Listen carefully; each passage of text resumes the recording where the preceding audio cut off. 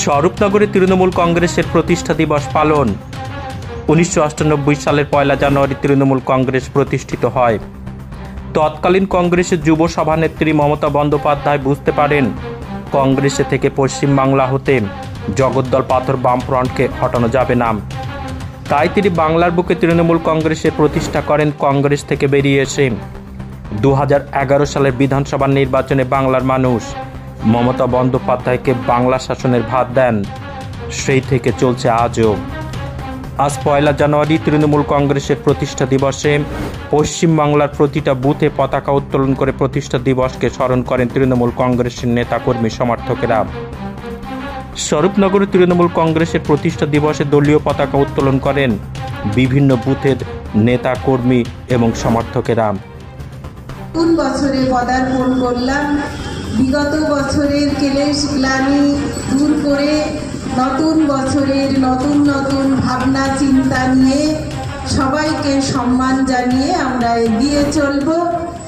আজকের দিনটি আমাদের কাছে খুবই গুরুত্বপূর্ণ দিন এবং তাৎপর্যপূর্ণ দিন। এই দিনটার জন্য আমরা যারা তৃণমূল কংগ্রেস দল করি এই দিনটার জন্য আমরা অপেক্ষা করে থাকি যে কবে আমাদের 1 জানুয়ারি আসবে। আজকের আমরা 2025-এ পদার্পণ করলাম।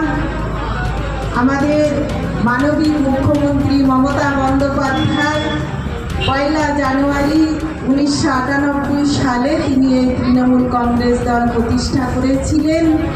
না করে 28 বছরে পদার্পণ করেছে।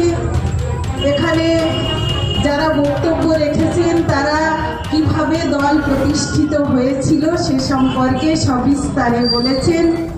এই দিনে আমাদের রেজিস্ট্রেশন পেয়েছিল, দলের সিম্বল পেয়েছিল। তাই এই দিনটি সত্যি সত্যি আমাদের কাছে খুবই গুরুত্বপূর্ণ দিন।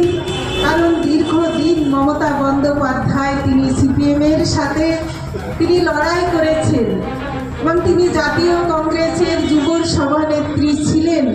তিনি বুঝেছিলেন যে এই বাংলাকে বাঁচাতে গেলে, বাংলাকে রক্ষা করতে গেলে তার একটা পৃথক দল দরকার। তাই তিনি কংগ্রেস দল ছেড়ে এই তৃণমূল কংগ্রেস দল প্রতিষ্ঠা করেছিলেন। না করে 28 বছরে পদার্পণ করল।